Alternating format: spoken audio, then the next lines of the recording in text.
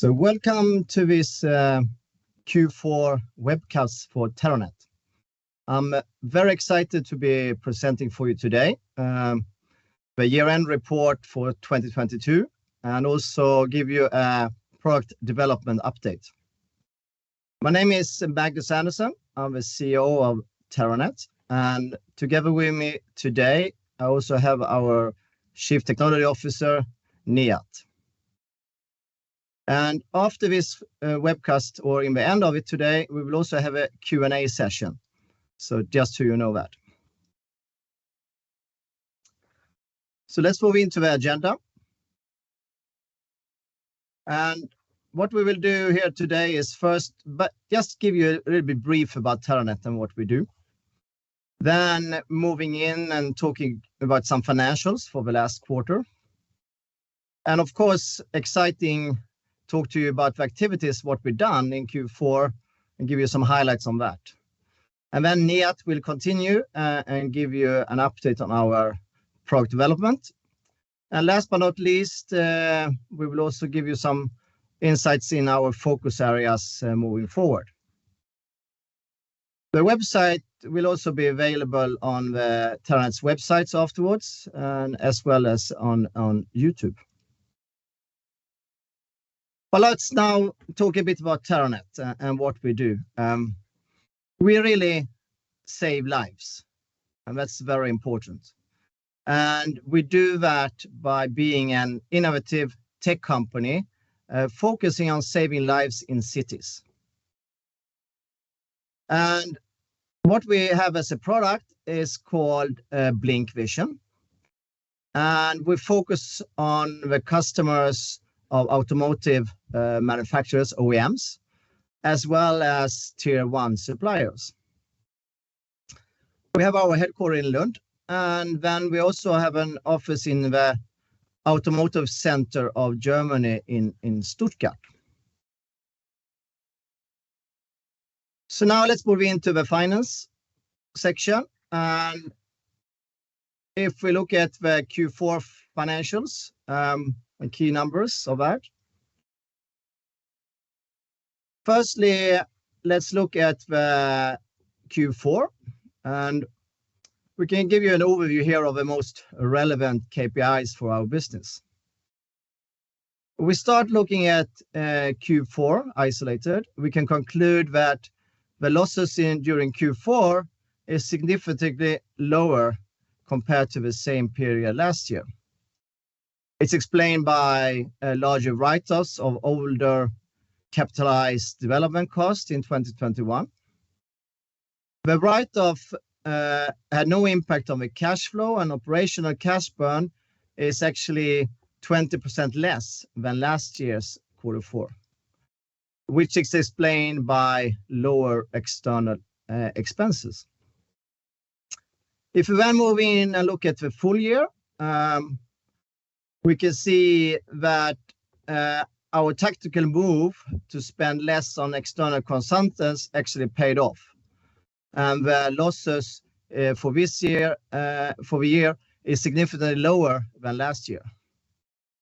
And consequently then, the cash burn is lower as well.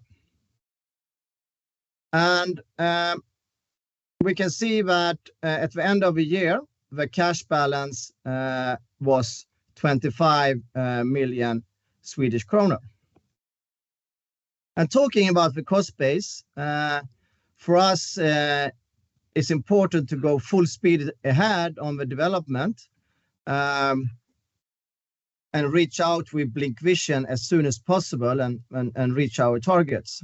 But however, instead of relying on external consultants, we focus on building our own competence in-house.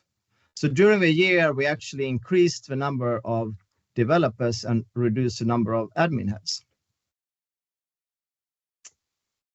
So let's continue and look at some of the financing and investment activities. And in spring of 2021, we made a strategic investment by acquiring a convertible note of $0.5 million in Summer Robotics. Summer Robotics is a key partner to Terranet, and this will strengthen our long-term cooperation to the company and its co-founders, Dirk Smith, who's also the innovator and pioneer in the sensor technology that BlincVision is based on. And during Q4 then, for Summer Robotics, it was finally converted to shares, and we're resulting in approximately 2% ownership. The other activity we have is that we completed the TO4 warrant program, as well as an incentive program for staff and board members. It's actually added around 7 million to the company cash. And the last activity I would like to mention today is that we're getting closer to the TO5 warrant program for subscription of shares between the 13th and 24th of March. And looking at the two most recent warrant programs, they've been very successful, where 80 to 99% resulted in subscription of shares. And Terranet has a strong base of owners, which combined with ongoing dialogues I have with external actors, makes me confident that the willingness to finance our continued product development and commercializations exist. Okay, so let's move into the key activities and highlights for the Q4 and what we've actually been doing. So first, let's talk about product development. We really make really good progress in product development, and I'm very proud that we actually signed a partnerships agreement with Prevas and started to produce our prototype for the laser scanner. And secondly, in terms of other key component, the vision sensor, we also started several feasibility studies for this component, ensuring that we have different paths moving forward, and really soon can start producing the prototype also for the vision sensor. So really made good progress in these areas. The next activity I would like to mention is our partner company, holoride. It's a startup company in Germany where we also are a large owner. The main owner is actually Audi, and then of course the founders. But also we take a very big engagement to this company, and the CEO of holoride is on our board, and I'm also on the board for holoride. holoride is doing an in-car entertainment product. You can see on the picture there, it's like VR solutions where the passenger can play games and also look at videos. But also, actually, it follows the car's movement, so it prevents car sickness. It's a really exciting product. And they launched this product in November with Audi in Germany. And then later on in US at CES in January for Audi in US. And also came up with a retrofit product which works for all vehicles. So really interesting development. In terms of Terranet and the benefits for us, of course, holoride works very close with OEMs. So it's a good connection for us there. We can also see what can we do together on both of the products moving forward. And of course, also learn from each other in terms of launching a product to the market. The last activity, and very close to me, is of course interacting with the industry. And during Q4, I've been out a lot on different conferences and events, attending Autotech in Munich in November. I was also on the Suppliers Day in Stuttgart. And we also did some investment presentations as the Red Eye event. But also for me, also very important to meet a lot of OEM and tier ones. And we made good progress there and met basically more or less all the larger tier one suppliers. But also for me, a learning to see how do you actually do a partnership with a tier one. So we met both the ADAS expert who very much appreciated the BlincVision product. But we also met with a startup and partner and investment organizations to see how we can quickly get a partnership going. And last but not least, also met with top management to get their senior support. So it's very, very important for actually getting our product out there. Okay, so let us now move into product development, and I would like to hand over to our CTO, Nihat. Thank you, Magnus. Good morning, everybody. My name is Nihat. I'm the CTO of Terranet and responsible for technology and product. Since our mission is to build and integrate an intelligent life-saving sensor into road vehicles, I want to give you a quick overview of the most important sensors that are available today. Today we have the three basic sensor classes that are integrated into vehicles that increase both driving comfort and safety, which is cameras, radar systems, LiDARs. And as we know, each sensor has its advantages and disadvantages, depending on the application, the use case, and the environment. At Terranet, we believe that only a fusion of different complementary sensors will lead to better road safety. And BlincVision is a kind of superhuman sensor that fills the gap between, for example, camera and LiDAR systems. When it comes to very fast response times, BlincVision is superior to the sensors listed here on the graph.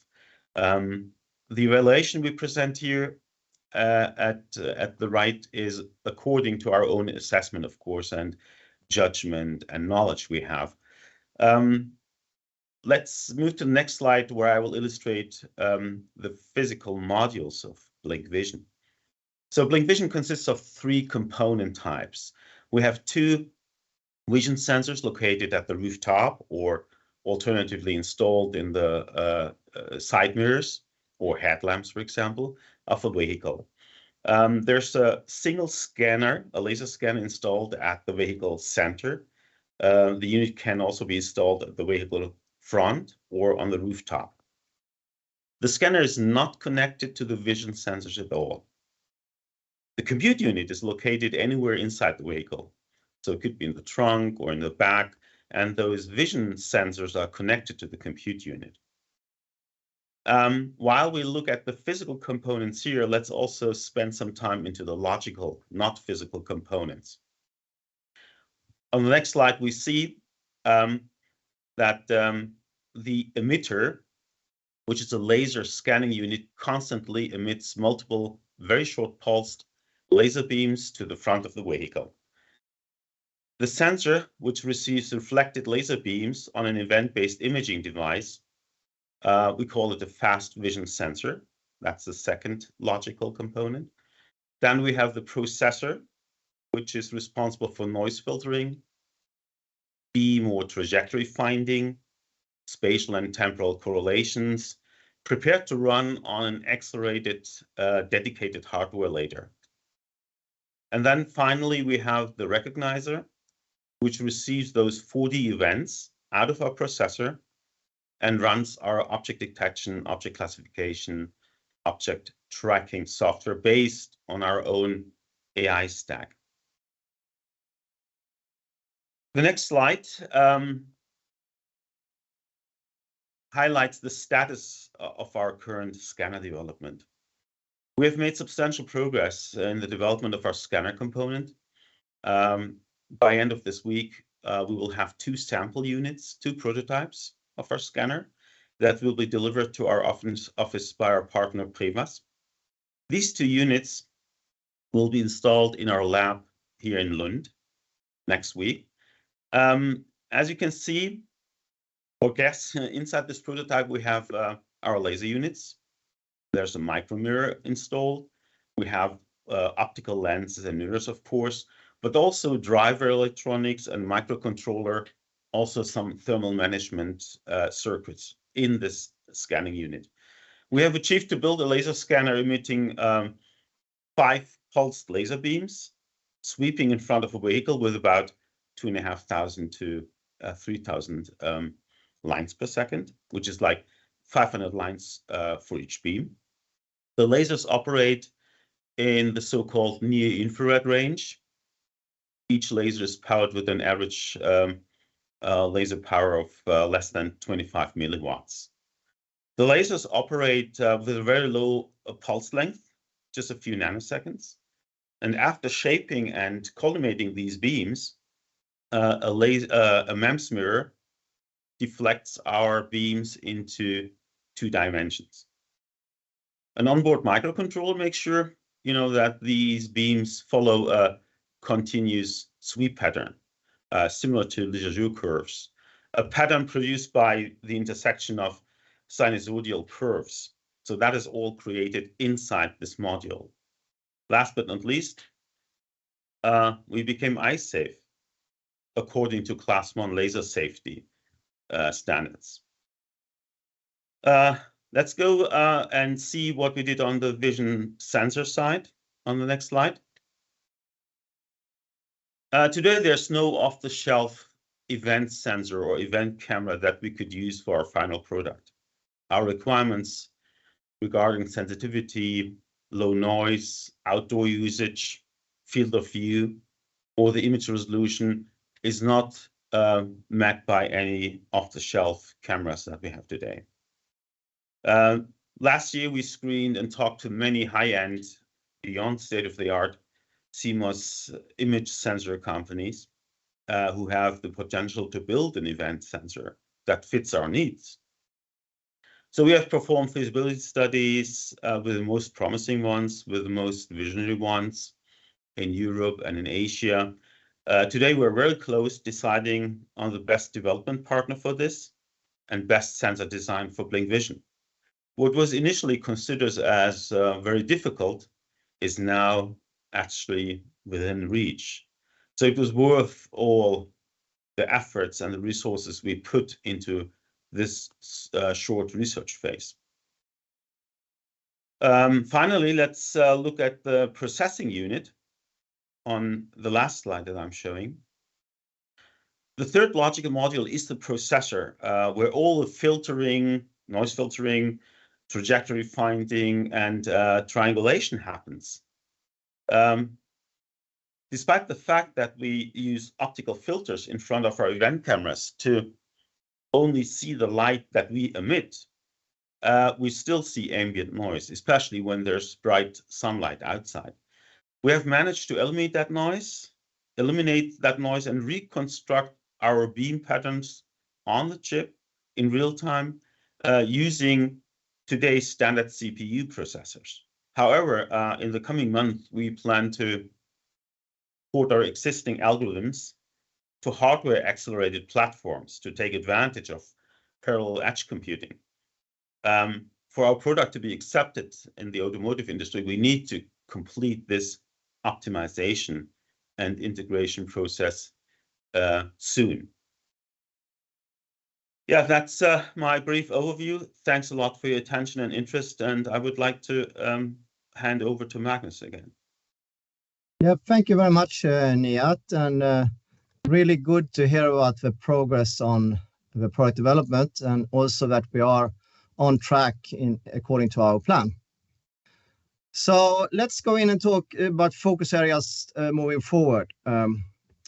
And firstly, actually, I will just tell you a few words how we see the ADAS market. It's really great to see that the ADAS market is growing rapidly, and we see an increase of 235% up to 2029. And actually, ADAS is the segment in the automotive industry that has the third largest revenue growth. So really great potential. And this is driven by more and more electrical vehicles on the market, as well as more digitalization in vehicles. But last but not least, also regulations in regards to road safety. We know that EU has a target for 2050 with 0 fatalities in the traffic. And already on 2030, UN would see 50% reduction compared to 21 in terms of road fatalities. Another key proof of the potential in the market is when I visited the CES trade show in Las Vegas at the beginning of January. CES, as you may know, Consumer Electronics Show, but actually it was actually more an automotive show. More than half of the exhibition was automotive. All the major OEMs and Tier 1 suppliers was there and had an exhibition booth. And in most of the booths, there were ADAS or AD technologies. So it was a really good trade show, and it shows the enormous potential and interest in ADAS. And I, of course, had a lot of meetings with the Tier 1s and also the OEMs. So it was really nice to see also the uniqueness of our product, that it's really a big interest for it in the market. Okay, so for us moving forward, if we look at the focus areas, the first focus area, of course, is to ensure we have good suppliers and partners. And as you know, we have a partnership with Prevas, but we will also continue and sign up more partnerships, as you know, probably for the vision sensors and other ones to ensure that we do our product development fast and in the best and smartest way. And the next area that we focus on, of course, is to accelerate the product development because we really want the product out in the market as soon as possible. So we are doing what we can, both internally and externally, to speed this up. The third focus area, I would say, is to continue my dialogue with the market, and especially with Tier 1 partners, to ensure that we actually start doing some real partnerships with one or more of them. And of course, also we, as you know, we did the proof of concept with Mercedes 1.5 years ago. And we, of course, keep in touch with Mercedes and see how we can progress that now when the prototype is soon ready. Last but not least, we also are joining a lot of networks in the industry. And we probably will also join some accelerator programs, which OEMs and Tier 1s have, to also speed up the process of partnerships. The last area, of course, as we have a brilliant team, we've got highly competent PhD people, but we need to add developers. So we are focusing a lot on recruitment. I think currently we have 4 or 5 open positions on our websites, and also engaging recruitment companies to speed this up, adding brilliant people to our already world-class team. So moving forward, please stay up to date with Terranet, and also look at our website and follow us on LinkedIn. And so let's move on over to the Q&A sessions of this webcast. And we have our CFO, Thomas, who will moderate this Q&A session. So Thomas, let's see if we have any questions. Hello. Yes, you do, Magnus. They want you to, they're asking what trends do you see in ADAS and for the leader segments, if you can elaborate about that. Okay. Yeah, if we talk at ADAS as a large, and I guess CS was a big proof on that, right? There is more and more sensors being added to the car. You know, some has 30 sensors, some could have 50 sensors, right? And the car design is also changing due to that, to fit all the sensors, okay? But so that's one trend. If you look at the major technologies, we see that radar is making a very good progress. In terms of LiDAR, as you mentioned, LiDAR is quite expensive. So OEMs are looking for alternatives, right? Cheaper and better options. And also, there are a lot of LiDAR companies out there, and you're already seeing some mergers between some of them. And some will probably not exist anymore. But especially on the near range, as we said in the cities, Terranet and Blink Vision can really fill a gap for many of ADAS solutions. So great potential for that.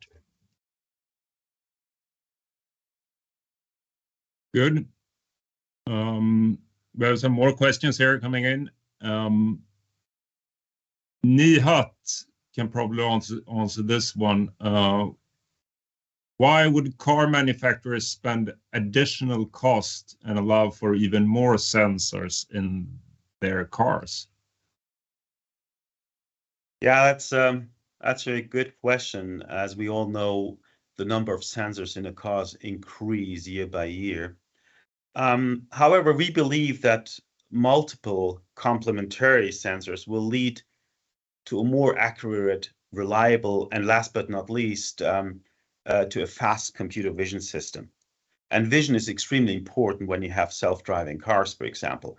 Different sensor types have their proprietary advantages and disadvantages.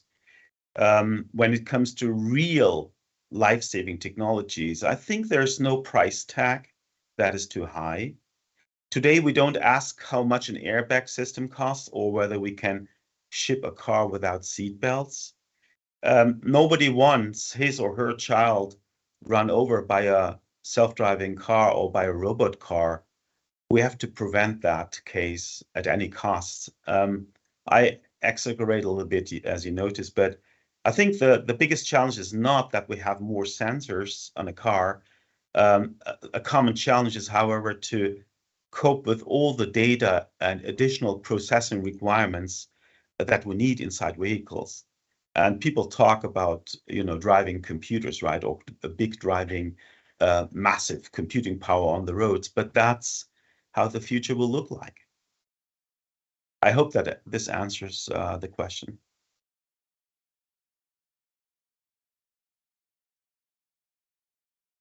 Good, thank you, Nihat. We also have a question here, I think, for Magnus, about the previous Disney deal. Still any deal with Disney, question mark? Yes, this was a project we did a while ago, but circumstances did change. As you know, the pandemic came in, and of course it affected Disney as well. So we don't have any current project with Disney, and no plans to pick it up at the moment. I think we put all our focus on developing and getting Blink Vision out on the market and in the automotive sector. Thank you. Question for Nihat, this one. Can the technology be the key to self-driving vehicles?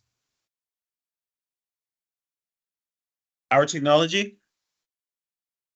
Yes, I think, as I said, self-driving vehicles will not just require cameras and a brain behind that, because we want to make driving as safe as possible. And seeing more means that we can react to different traffic situations, which means that, a radar is very good when it comes to bad sight, when we have rain and snow out there. Cameras are great for object detection. We're going to combine those different sensor signals, fusion it, but Blink Vision is going to be one of the fastest reacting sensors. The car will still ask for the opinion of other sensors, other systems, and then make up the mind, whether to brake or dodge, to steer away from an obstacle. Self-driving cars need to have 100 times, 1,000 times more safety features than today's cars have, because, as I said, nobody wants that a self-driving car causes an accident on our roads, and this applies to cities in particular. Today, these autonomous driving systems, they can handle highways, when you drive like 60 kilometers an hour, sometimes even more, but they are made to operate in well-controlled areas. Today, self-driving vehicles, they could not cope inside cities because there's too much going on. Too many micromobility, too many vulnerable road users, and the situations are very complicated. The computing power on those vehicles is not enough, and the neural networks, the trained networks, are not well enough yet to operate there. I think this is the goal for all of us, for the OEMs, for the tier 1s, tier 2s, and technology providers. But that's something that will happen. It's very hard to tell when it's going to be in our cities as well. Let me add to that as well, Thomas. I think, as Nihat says, it is a challenge to have self-driving car in cities. Surely it's being tested in some cities, but as you know, maybe in San Francisco in US, but you don't see it in all cities. And the challenge is what is the safety concept? What safety systems do you have in the car, right? And the cities or whoever is approving the self-driving car are hesitant. They don't believe there is enough safety systems. So if Blink Vision can be the system adding to this safety concept, then we would have more self-driving cars in the future. So we really fill a gap there. Good, thank you. You ready for more questions? Sure. We have a question about holoride here. They want to know the share that Terranet owns. Yeah, we have around 10% ownership in holoride, as we say, and Audi is the other large owner, and then of course the founder of the company. So we are a large shareholder. Good. Then we take, I think, another question here to Magnus. What's your view on the Terranet's cash situation? How will you be able to do everything you say you will? Yeah.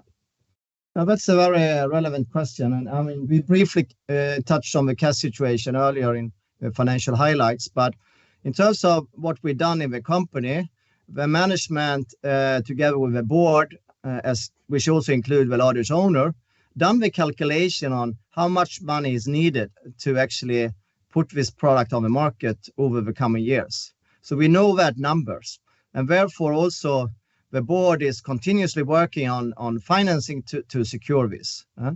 And in the near term, you know, we have the warrant program TO5 coming up in March. But of course, the board is looking at financing options continuously moving forward. Good. We have a last question then before we close this Q&A. It's about Blink Bike. What is happening there? Yeah, I guess I can answer that. Blink Bike, yeah, was a product we did before, and that product is on hold. Okay, it's not totally closed; it's on hold. But now we put the focus on Blink Visions for the automotive sector and ensuring we can deliver that first, right? Well, thank you, Magnus and Nihat, for the Q&A. I think we close the session. So back to you, Magnus. Yeah, thank you very much. So just to sum up today, we do see a large need of a Blink Vision product on the market. We still see that we are very unique. Our technology is unique and it is protected. And we see that we are still up to 10 times faster than other solutions. So we believe that adds a value. And of course, most importantly, we can save more lives. So we look forward to continue reaching our goals for 2023 and keep on track on our development.